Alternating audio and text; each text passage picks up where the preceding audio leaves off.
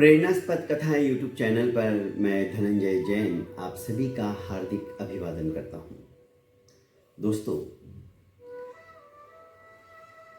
बूढ़े दादाजी बरामदे में बैठे हुए थे, गहन चिंतन में थे, उदास से नजर आ रहे थे।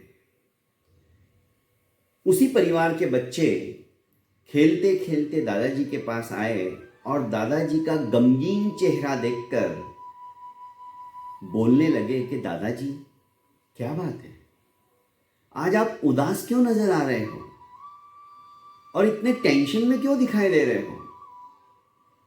चेहरे के ऊपर रोज की तरह हंसी खुशी कुछ नहीं है, कुछ प्रॉब्लम है क्या? दादाजी ने कहा, नहीं, कुछ नहीं, बस यूं ही अपनी जिंदगी के बारे में सोच रहा था। संक्षिप्त सा उत्तर देते हुए दादाजी ने स्मित हास्य किया। बच्चों ने कहा, जरा अपनी लाइफ के बारे में हमें भी तो बताइए दादाजी। दादाजी थोड़े गंभीर हो गए और सोचते हुए बोलने लगे, बच्चों, जब मैं तुम्हारे जितना छोटा था उस समय मेरे सर पे कोई जिम्मेदारी नहीं थी, किसी तरह का कोई टेंशन नहीं था। बस उस समय मेरी कल्पना के घोड़े आकाश में दौड़ते थे, तरह तरह की नई नई कल्पनाएं मैं करते जाता रहता था। बहुत सारे अच्छे अच्छे विचार मेरे मन मस्तिष्क के अंदर उद्भूत होते थे। मैं उस समय सोचता था कि मैं दुनिया को बदलकर एक अपना कीर्तिमान स्थापित कर दूंगा, पर मेरा ये सपना, मेरी ये सोच तभी तक रही जब तक कि मैंने पौगंड पौधा अवस्था से किशोर अवस्था में प्रवेश नहीं किया। और जैसे ही मैं यौवन की दहलीज के ऊपर पैर रखता हूं, मेरी बुद्धि तो बढ़ी पर मेरी सोच थोड़ी घटी। मैं सोचने लगा, दुनिया बदलना इतना आसान काम नहीं है, मैं देश बदल सकता हूं। देश को बदलने में मेरे को इतना परिश्रम, उपक्रम नहीं करना पड़ेगा। पर बच्चों, यह सपना भी, यह सोच भी मेरी तभी तक रही जब तक कि मेरा जॉब नहीं लगा, शादी नहीं हुई, घर परिवार के अंदर कुछ ज्यादा रिस्पॉन्सिबिलिटी नहीं बढ़ी।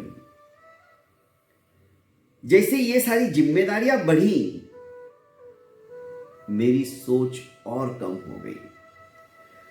मैंने कहा, देश बदलना भी इतना आसान काम नहीं है, बहुत मुश्किल काम है। उसके लिए उस तरह से अथक प्रयास, अथक परिश्रम जैसे कि आज हमारे मोदी जी कर रहे हैं।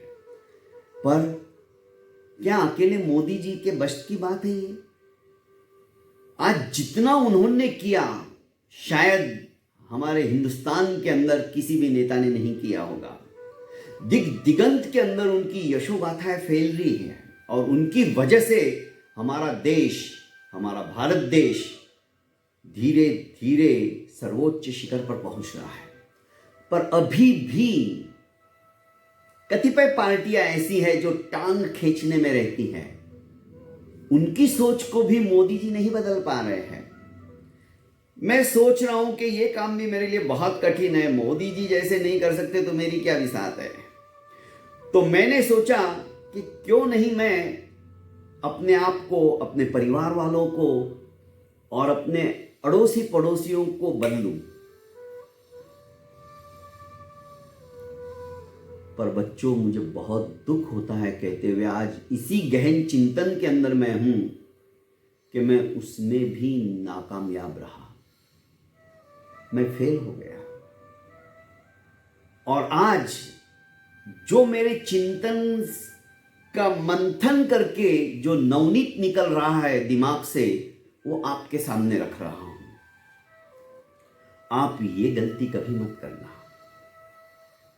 मैं अपने एक्सपीरियंस की बात बता रहा हूं। भूल कर भी ये भूल मत करना। सरल तरीका मैं तुम्हें बताता हूं बच्चों, ये सब कुछ सपना साकार हो सकता है, पर उसके लिए पहले खुद को बदलने की कला आनी चाहिए।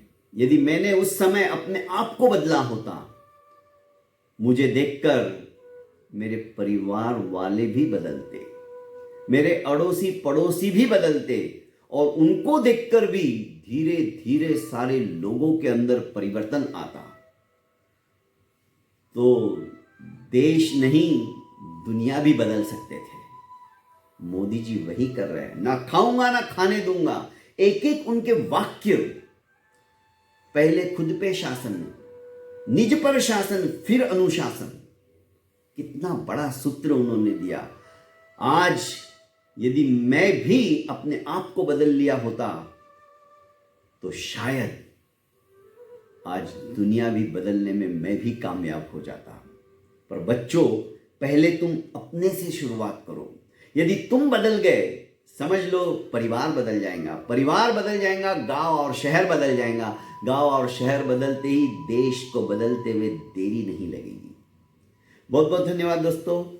कहानी छोटी सी है, कल्पना की है, पर ये कहानी हमें बहुत कुछ सबक सिखा के जाती है। हमें दुनिया बदलनी है। मोदी जी अकेले कुछ नहीं कर सकते, हमको उनका साथ देना है। पर हम अपने से शुरुआत करें। यदि हम ऐसा करेंगे तो मैं समझता हूँ धरती माता का भी जो ऋण हमारे ऊपर है, उस ऋण से हम ऋण होने के लिए एक चरण तो रखेंगे। बहुत बहुत धन्यवाद दोस्तों। मेरे इस चैनल को अभी तक आपने लाइक एवं सब्सक्राइब नहीं किया है तो कर लीजिए, और ज़्यादा से ज़्यादा इसे फॉरवर्ड कीजिए। प्रणाम।